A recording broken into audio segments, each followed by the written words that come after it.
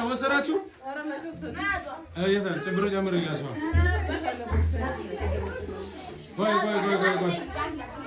ቆይ እንዴ ቆይ እንግዲህ ይባ ይሄን እኔ ጨምሮ ይያችሁ ነው 200 ብር ጨምሮ ይያችሁ 300 ብር ሲያችሁ እሺ ጦሲሞ ተባረኩ እሺ